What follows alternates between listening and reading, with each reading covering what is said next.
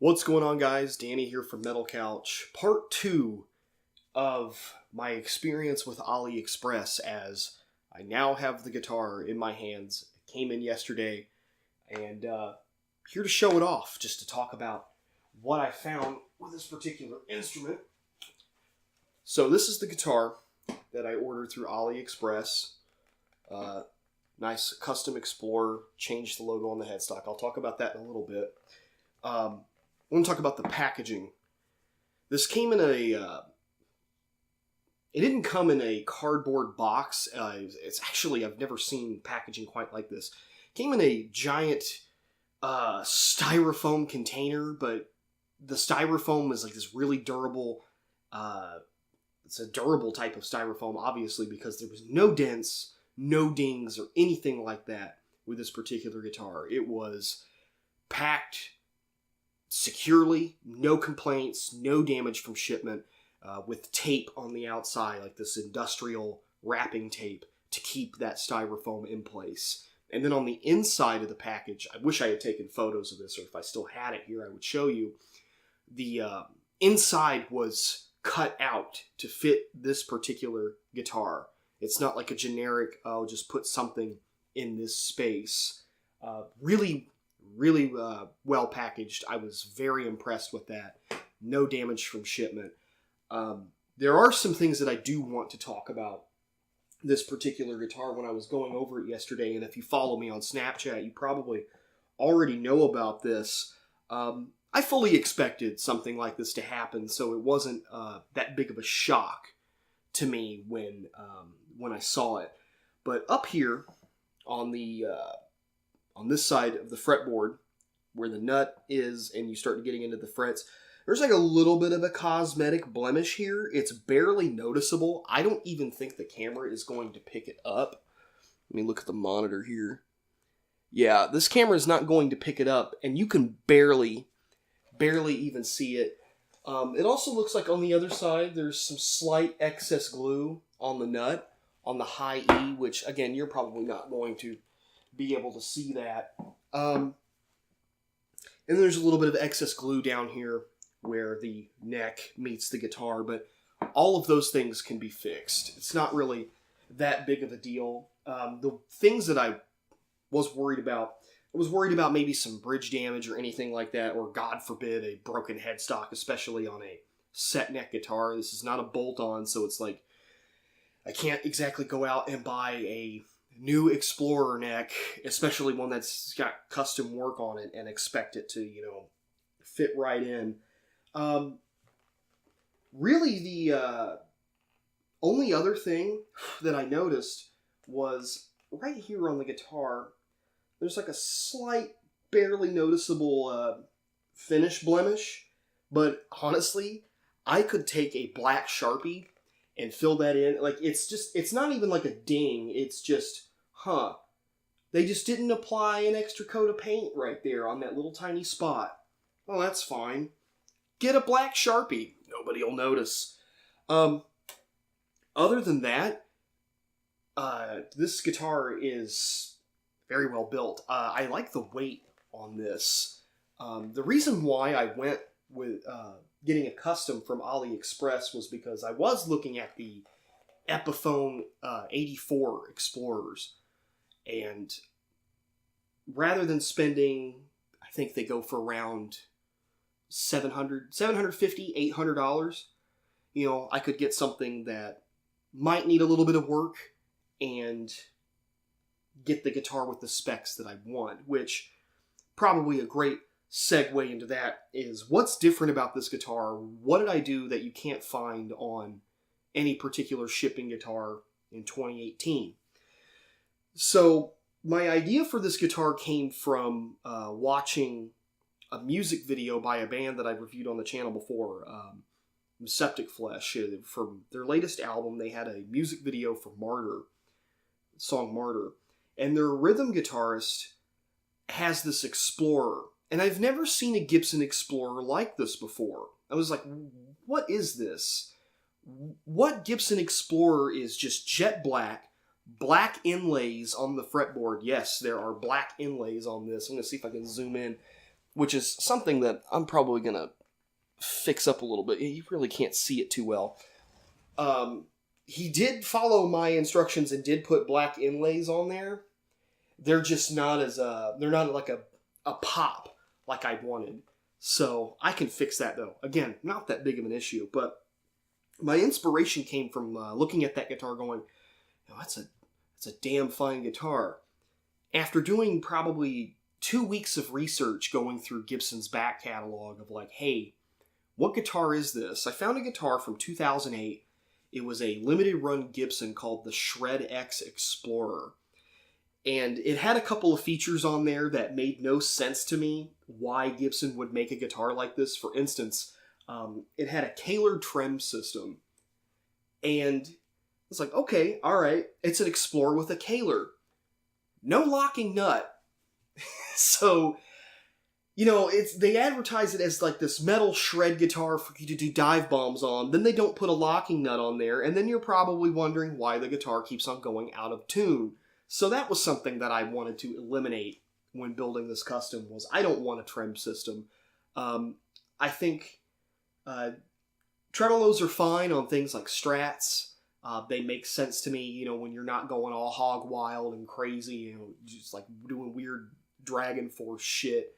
If you like trims, that's all cool. They're not for me. Eliminated that and just went on ahead and I sent him pictures of what that Epiphone 84's bridge looks like, which is just, you know, a stop bar. Stop bar? Is that the technical term for it? I might be wrong on that. It's early in the morning. I haven't had any caffeine yet. But I wanted that done. And like I said in the previous video, the fretboard, ebony, to avoid any potential problems with customs with rosewood. Paid the extra $30 to get ebony. I love ebony fretboards. I think they look great. They help the guitar sound great. Yes, they do influence sound. And to me, it adds to this aesthetic of when you look at this guitar, there's so much black here. And the idea that I had when I was showing off some of the specs to a friend of mine, they asked, you know, why is every single piece of this black? And my response to them was, I wanted a guitar that was so black that when you look at it, you feel like there's something else looking back at you. And then they looked at me funny and said, you're a very strange person. I don't know if I want to talk to you right now. Anyway, moving on. The controls. So, I don't know how the controls were on that particular Gibson I was talking about, that Shred X. But they did get the layout correct. I changed the knobs. The Gibson knobs are the little speed knobs with the numbers on there. I don't really like those. I like the metal dome ones, so I had those put on. Three-way toggle right here, which you don't even have that on camera. Toggle switch works just fine. Plugged it into the amplifier yesterday. I was a little confused as to what the controls were. I didn't know how like I said before, I didn't know how the Shred X was laid out. So this here is your tone knob, bridge, neck. Once I got that done, once I figured that out, I was like, okay, we're good. Now, the only thing that I can think of that kind of concerns me with this guitar is the volume knob here for the neck. It's a little loose in the body, but I'm sure that I could just take that knob off, tighten it up a little bit, and be done with that. As far as the pickups go, they have EMG labels on there. And when I opened this guitar, I was like, you know, they're not going to be EMGs. They're probably not even going to be active pickups. They probably just slapped some EMG pickup covers on there over some passives, and they were done with it. So, and if you followed me on, if you were watching my Snapchat feed yesterday, for those of you who do follow me, you'll know that there's a battery compartment here on the back that I opened up, and I was curious. I was like, okay, let's see if they just put a 9-volt battery in here. And sure enough, they did.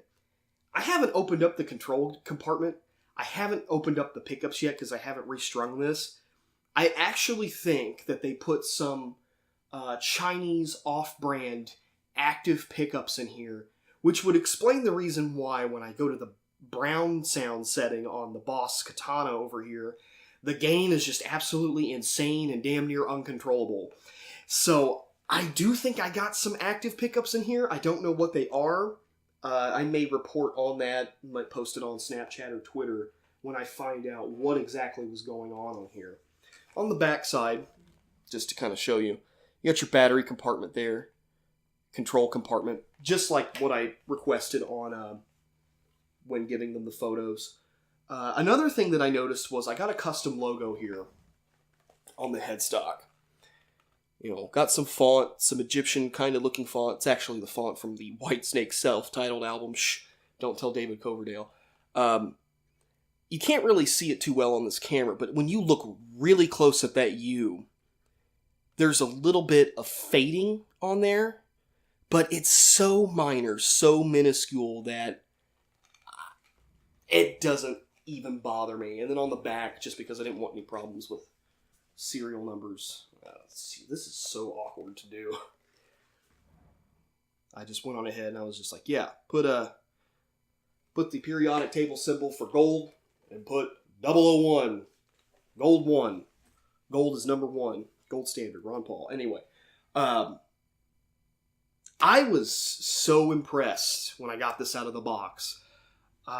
When it comes to stuff like this, I fully expect there to be issues right out of the box. Something that's going to be debilitating to the point where I can't even play it. That is not the case with this guitar.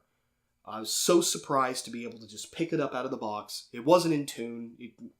A lot of people, a lot of companies, they tune it before they send it out from the factory. Like that Bill Kelleher signature model from ESP, they have out of the factory, they tune it down to like what? It's like drop B or something like that out of the box. This wasn't in tune, tuned it up. Oddly enough, for some knockoff tuners, which honestly, I don't really know. It looks like there might have been some logos on the back of these tuners that were removed. I don't know what brand they could be. They could be Epiphone tuners. They look a little old.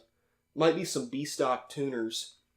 But surprisingly enough, playing this for a couple of hours, I haven't had any tuning issues. Once I tuned this thing up, it's stayed in tune. I've been doing bends, things like that, and I haven't had any tuning stability issues, which is one of the nightmare things that I constantly hear about ordering a guitar from Aliexpress is just tuning stability.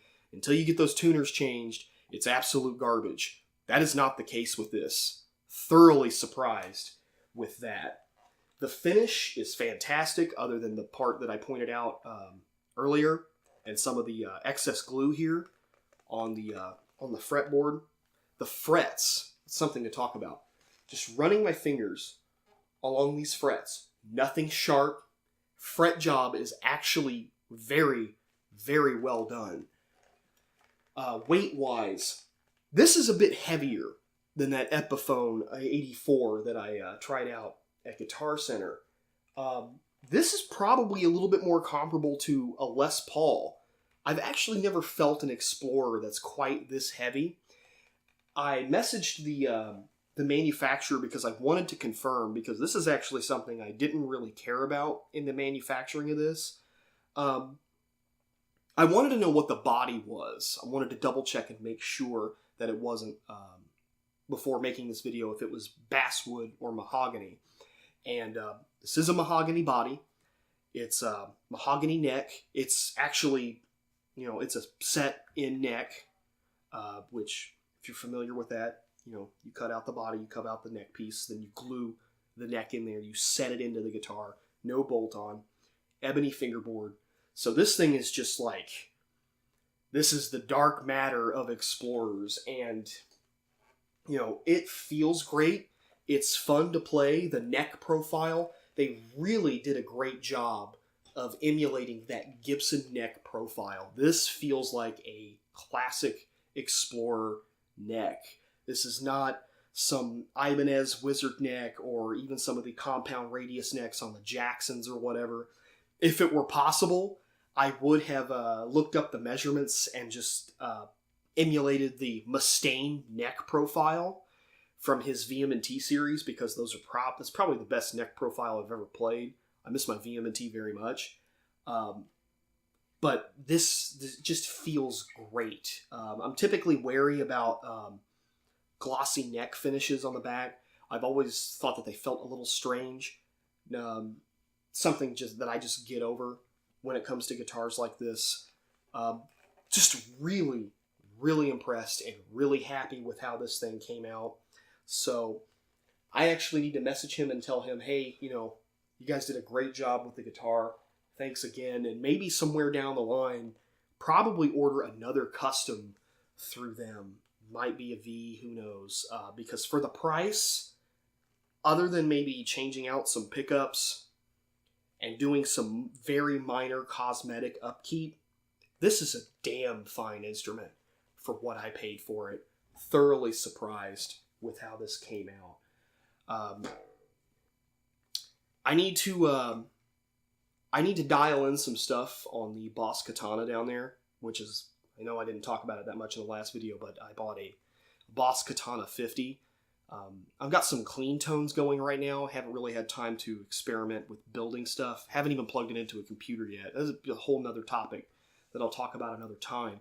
I need to dial in some distortion stuff, but maybe when I get that done, I'll make another video in which I'm talking about the Katana, kind of give you a sound demo of this, because, I mean, it's another thing I didn't even talk about. Input jack right there is just, it's perfectly fine. It plugs in, it plays, it sounds great. Really just that volume knob down there, tighten that up. Some cosmetic stuff here. And take a look inside and see what the deal with these pickups are.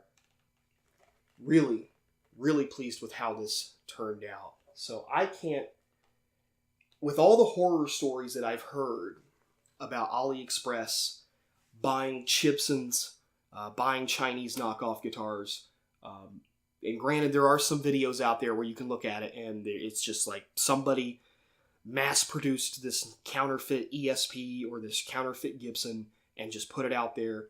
If you're going for something that's custom built and the seller is willing to work with you on that, this seller in particular did a fantastic job. Even though I paid $360 for this thing, when all was said and done, I can confidently say that aside from the cosmetic stuff, the glue and cleaning that off and maybe the knockoff pickups, this guitar easily feels like a $700, $800 guitar. To me, it feels better than that Epiphone 84 that I played. And the best part is that it's custom to what I want, not what someone else decided was going to be the standard. And I know a lot of people talk about how they don't want to support these kind of shops because they feel that it's taking away business from big guitar companies like Gibson or custom shops or something like that. And my response to that is, well, did shopping around. This is what I could afford. This is what I bought. But I don't recommend people going out there and being like I saw that there was another seller when I was researching this. They were just selling counterfeit Dean VMNTs, the Mustaine Vs from Dean guitars. They just, here's the limited edition version of it. The back of the headstock even had the Mustaine signature on there, very well replicated, and it was numbered, just like his limited run guitars. That's not right. Don't do that. I did think about doing that, except eliminating all of that stuff that made it look counterfeit limited run and just making a custom version of a VMNT that fit me, but never in a million years would I buy a counterfeit something like that, where it's like a counterfeit limited run, because that's not right. But getting a custom like this, what could it possibly hurt? I mean, the price was right. Again, really pleased, repeating myself. If you have any questions about this guitar, about the Ali experience ordering process, leave a comment in the comment section down below. Thank you guys for watching. If you'll excuse me, I gotta go build some distortion tones with a very strange digital amp and my computer over here. So take care, guys. Danny here from Metal Couch, signing off.